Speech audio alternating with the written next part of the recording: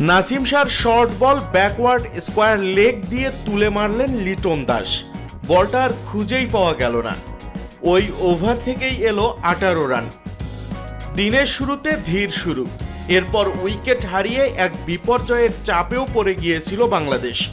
দিনের শেষে লিটনের রোমাঞ্চকর ব্যাটিংয়ের সঙ্গে মুশফিকুর রহিমের দায়িত্বশীল খেলা আশা দেখাচ্ছে দলকে।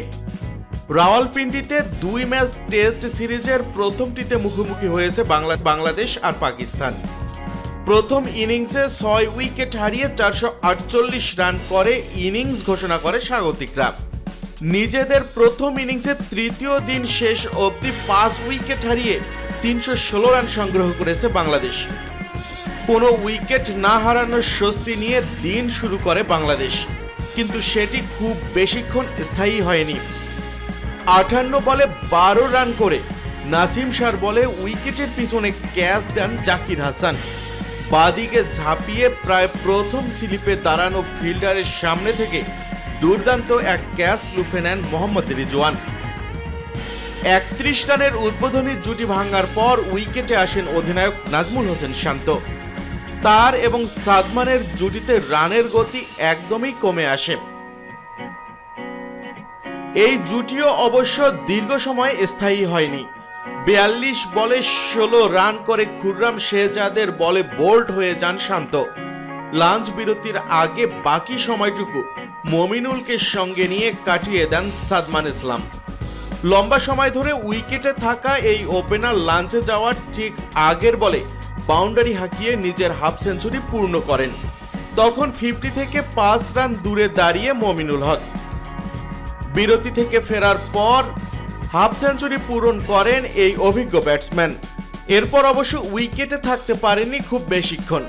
76 বলে 50 রান করার পর খুররাম শেহজাদের বলে বোল্ড হয়ে যান মমিনুল হক। তার বিদায়ের পর মুশফিকুর রহিমের সঙ্গে জুটি করেন সাদমান। এর মধ্যে একবার বাসেন রিভিউ নিয়ে। আগা সালমানের বলে তাকে এলবিডব্লিউ দেন আম্পায়ার, কিন্তু রিভিউতে দেখা যায় বলটি মিস করে যেত লেগ স্ট্যাম্প। সাদমানের রান তখন 57। এরপর ধীরে ধীরে মুশফিকুর রহিমের সঙ্গে জুটিটি বড় হতে থাকে তার। তিনিও এগোতে থাকেন সেঞ্চুরির দিকে, কিন্তু চা বিরতির ঠিক আগের বলে বোল্ড হন তিনি। মোহাম্মদ আলীর ভেতরে ঢোকা বল সাদমানের ব্যাট এবং প্যাডের মাঝখান দিয়ে গিয়ে আঘাত হানে স্ট্যাম্পে। 183 বল খেলে 12-4-এ 93 রান করে সাজঘরে ফেরেন সাদমান। তার বিদায়ের পর সাকিব আল হাসান উইকেটে আসেন। নানা কারণে চাপের মুখে থাকা এই অলরাউন্ডার ব্যাট হাতে বড় কিছু করে দেখাতে পারেননি, বরঞ্চ তাকে ফিরিয়ে নিজের টেস্ট ক্যারিয়ারের প্রথম উইকেট পেয়েছেন সাইম আইয়ুব। তার বলে কাভার ড্রাইভ খেলতে গিয়ে শান মাসুদের হাতে ক্যাচ দেন 16 বলে 15 রান করা সাকিব। তিনি সাজঘরে ফিরলে মুশফিকুর রহিমের সঙ্গে উইকেটে যোগ দেন লিটন দাস। শুরুতে কিছুটা রয়ে সয়েই খেলছিলেন তিনি, কিন্তু যত সময় গড়িয়েছে লিটন হয়েছেন মারমুখী। এর মধ্যে নাসিম শাহর 1 ওভারেই 3টি 4 এবং 1 ছক্কায় 18 রান তুলে নেন তিনি।